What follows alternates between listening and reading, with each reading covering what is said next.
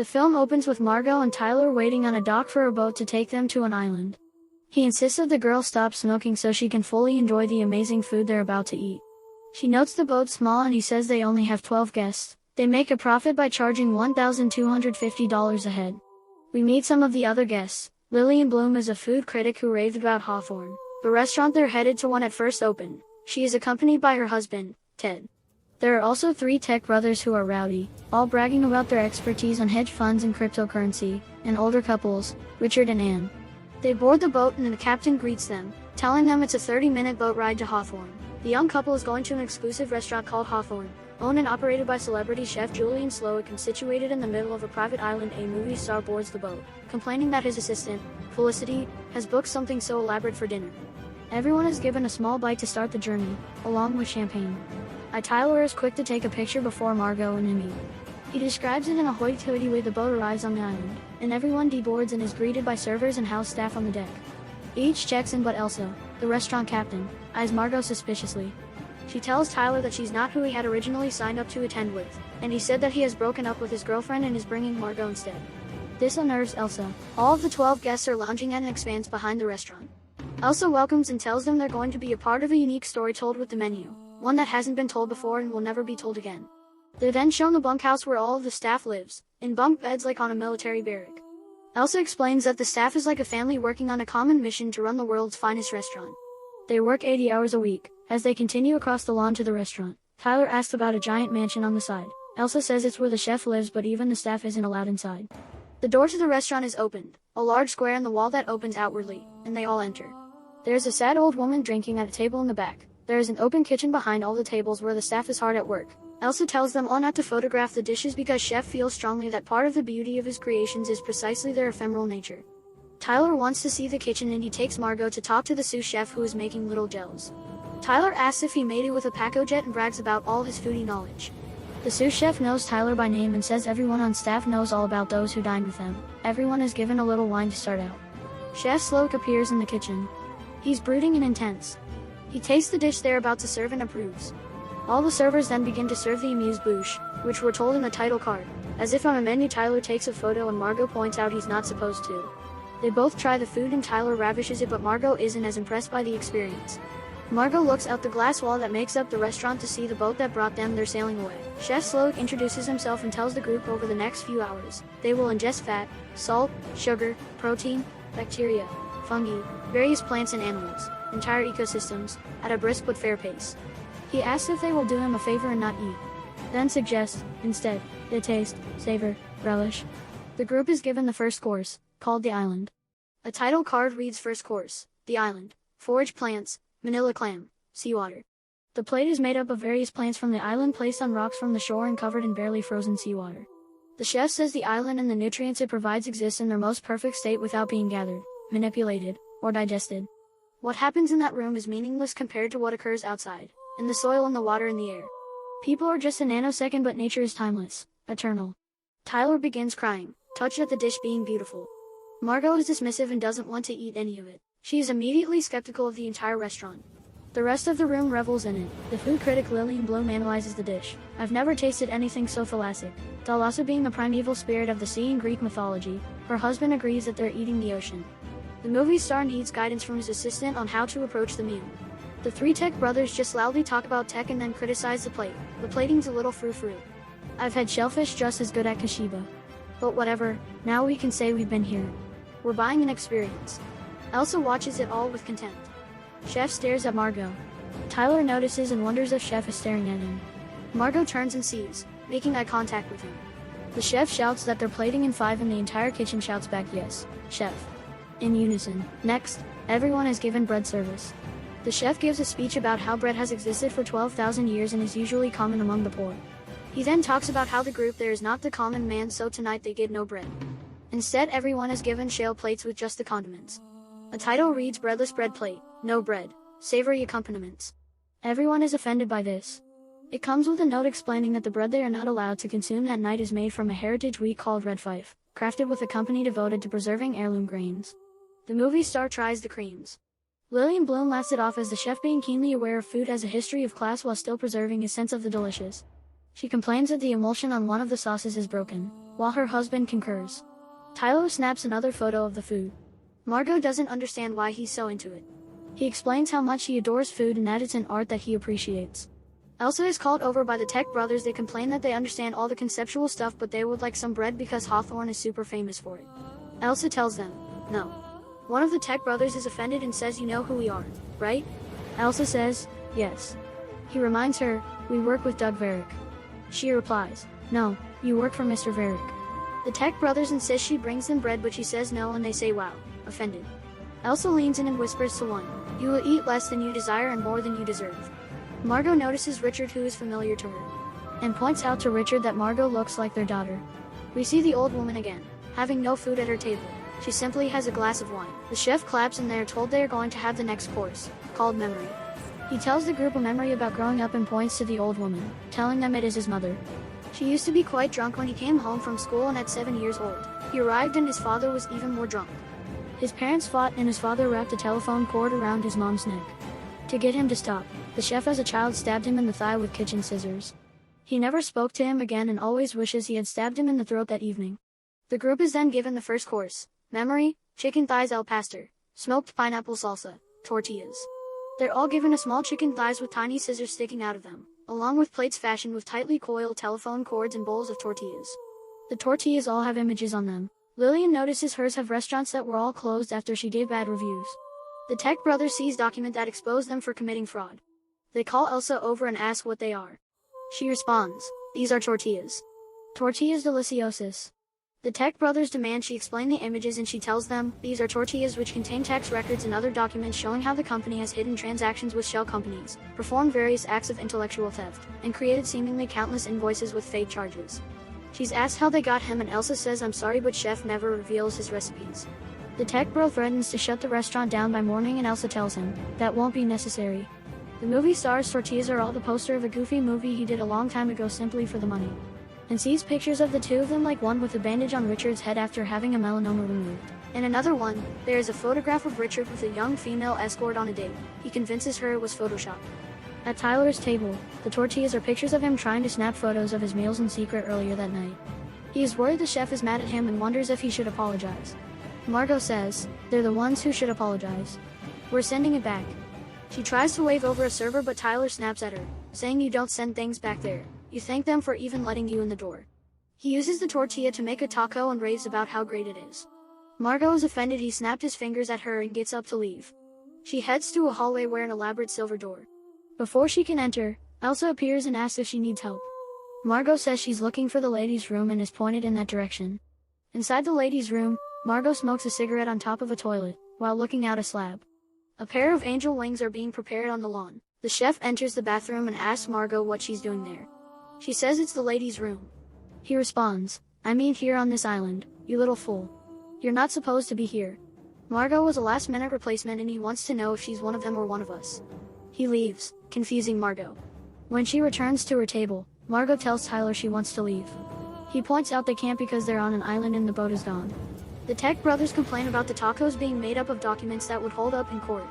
For the fourth course, two servers unroll a tarp across the middle of the floor. It's decorated with baskets and covered with sea fennel and edible flowers. Lillian Bloom and her husband marvel that it's like theater, in the Japanese minami show style. The chef goes to explain the next course and the Tech brothers demands to know what is going on. The chef continues, introducing the staff to his sous chef, Jeremy, who created the next dish, the mess. Jeremy stands at attention beside him while the chef explains that Jeremy graduated from the Culinary Institute and wrote a heartfelt letter that he wanted to work at Hawthorne. That Jeremy is talented and very good but he's not great and never will be. He desperate wants my job, my position, my prestige, my status, my talent. Isn't that right, Jeremy? Jeremy responds, yes, chef. Chef tells the group, Jeremy has forsaken everything to try to achieve that. He works 20 hours a day. He has no time for friends or family. Jeremy, do you like your life, this life you dreamed about? Jeremy responds, no, chef. Chef asks, do you like my life, the life you envy? Crying, Jeremy says, no, chef. Chef tells the group, ladies and gentlemen, your fourth course. Sous Chef Jeremy's mess. Chef takes a step back. Jeremy removes a pistol from his waistband and blows his brains out. A superimposed title reads the mess, pressure cooked beef, bone broth, heirloom carrots and potatoes.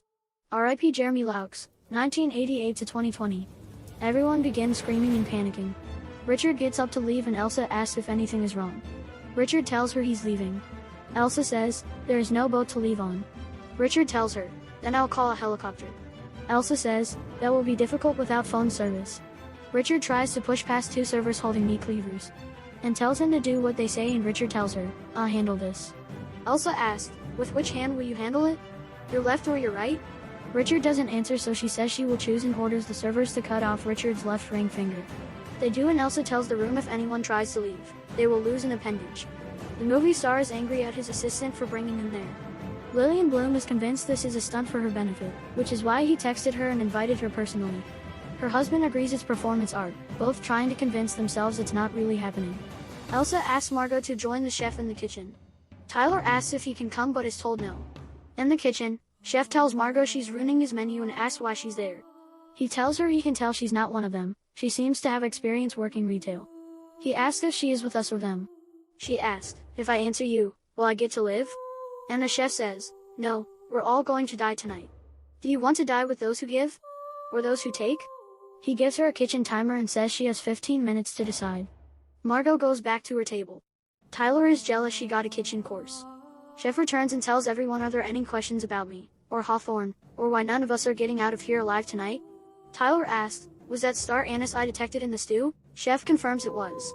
The movie star asks why this was happening. The chef says some of them were chosen because of what they've done or were complacent bystanders. He points out that Lillian Bloom's reviews damage many chefs' livelihoods. Margot asks, why do you deserve to die? The chef responds, I deserve to die because I've wasted my life. I thought I was an artist, but instead I see I've been slavishly trying to please people who can never be pleased. He continues, now, at the peak of my powers, all I see is that my food turns instantly to shit inside a rich man's stomach. The Tech brothers interject that it's not his restaurant, Doug Varick is the owner. Chef confirms that Doug Varick owns both the restaurant and the island, and thus, since the restaurant is the chef's entire life, Doug Varick owns him. But this is complicated as he currently owns Doug Varick. Through the glass window looking out to the lawn, a light is shown on a man, Doug Varick, wearing the angel wings we saw earlier, his hands tied behind him, held up by a pulley rope over the sea. Chef mentions Doug had questioned his menu, asked for substitutions, and they use him to get the information printed on the Tech Boys' tortillas. Doug is slowly dropped into the sea, left to drown. Margot's timer goes off. She's brought back into Chef's office and asked if she made her decision. She reveals that she is an escort, and since Tyler needed a date, he hired her to accompany him. She also notes that she knows Richard, given he once hired her to dress up as his daughter while he jerked off and had her say things as if she was her. The chef thinks she should be with the staff as they're the people who have been subjugated, forgotten, starved. The group is brought outside for their next course. The chef introduces them to his sous chef Catherine, who will present the next dish. Catherine tells the crowd, 2 years ago, Chef Julian Sloat tried to FK me. I refused his advances. A week later he tried again. Again, I refused. He didn't fire her but instead kept her in the kitchen and refused to look her in the eye or speak directly to her for 8 months. Catherine explained she deserved to be treated not as an equal but as a superior and is better than all the male sous chefs and even Chef Sloat. So she will show them what true humiliation looks like in the next course called humiliation. Catherine takes a small paring knife and stabs it into Chef Sloat's thigh. They then hug. The knife pulls from his thigh. The group is told that the men will be hunted and given a 45 seconds head start to hide. Some take off running. Others follow shortly after. At 45 seconds, all the male servers run into the woods, trying to find them. The women are led back inside the restaurant as the chase goes on. And talks to Margot, who we now know was hired for sex by Anne's husband. When the men are found, they're beaten and then brought back inside. Tyler is the last man to be found and is given an extra dish as reward. The men return to the restaurant and one of the Tech boys is given a cake, his colleagues having said it was his birthday when they arrived. He blows out the candle. The chef now points out, I'm afraid the menu tonight can't continue as planned until we deal with an unresolved matter. He addresses Tyler, who has been sending him letters for months, expressing how much he is a foodie and interested in Hawthorne. Tyler explains he's trying to eat in as many of the world's best restaurants as he can. The chef explains why Tyler hasn't been shocked by that night's events, as he's been told in advance that everyone was going to die. He then points out Tyler mentioned that he's a great cook at home and invites him to make the next meal. Tyler is brought into the kitchen to make his own dish, once again on the timer. He sloppily chops up leeks and shallots, which the chef sarcastically mocks. We must learn from Tyler, a new dicing method of which we have been woefully ignorant. Tyler asks for butter to saute them and the chef mocks. Leeks and shallots sauteed in butter. I bear witness to a revolution in cuisine. Tyler requests lamb and then adds carrots, capers, and other ingredients into the dish. The The chef mocks him, asking if he'd like to put it into the pacojet, which he bragged about being familiar with earlier. Tyler plates the dish. The chef tries it and playfully pretends to like it before pointing out how atrocious it is. Tyler feels ashamed. He is led to the back, in chef's office, to be dealt with. The chef tells them they have one savory course left on the menu and must prepare for dessert. But Elsa has been negligent and forgot to assign someone to bring a barrel, and that's supposed to be in the corner. He tells Margot she will go to the smokehouse to fetch the barrel. Elsa suggests a member of staff should go, but chef insists Margot go, to show them once and for all which side she falls on, and whether or not she wants to die with them or us. Margot is given the key to the smokehouse.